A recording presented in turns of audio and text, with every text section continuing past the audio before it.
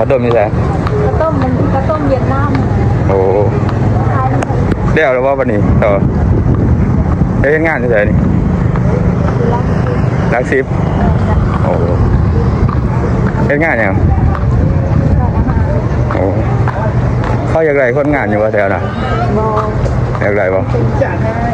โอ้จะซื้อจะไรจ้ะเสียหน่อยบ่สาวหน่อยที่บ้านไหนเซโนโอ้คนมาหลายเลยเนาะมาต่อบัตรเนาะเคยเห็นแนวนี้อยู่บ่ว่าเดี๋ยวเที่ยวบ่มันนี่หลายดีเนาะ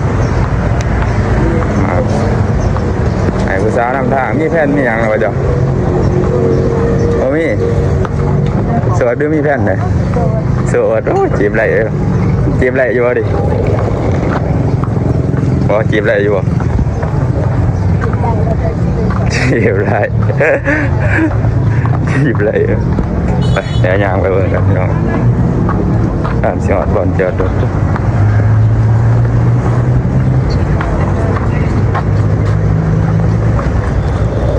โอ้ยไปเที่ยวกันมาก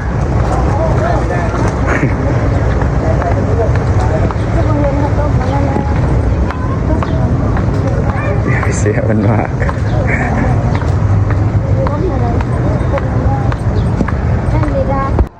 คือคนมาลายน้องวันนี้เนาะต่อบัตรมันมาลายขนาดเลยออกมาเลยทราบจะออกมาเลยเขาเลยเขาว่ามันนี่นะมันบ่มีมันเบิดเลยคนทำลายเดี๋ยวซื้อใครให้จะเผาไว้นะ140เนาะ150บองไปเจ้าเหรอ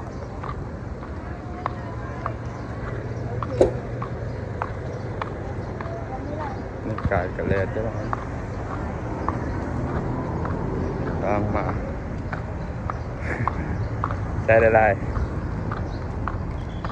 ก็โอเคนะครับพี่น้องสำหรับคลิปนี้ก็เดินทางกลับบ้านเนาะก็ไปเนาะขอบใจขอบคุณที่เข้ามาชมแล้วคลิปวิดีโอจนจบแล้วพี่น้องสำหรับคลิปนี้ก็คือว่าลายนะครับพี่น้องคนคือลายมาต่อกันก็ให้อาร์ตลายพี่น้องเนาะอยากคนไทยคนเวียดนามคนยังกัมพูชาเต็มไปหมดเลยสำหรับคลิปนี้ก็โอเคเนาะขอบคุณขอบใจพอกันใหม่ปีหน้าเนาะก็มาเบิ่งเนาะมาสำรวจเบิ่งมาเที่ยวโอ้มีเวลาสำรวจเบิ่ง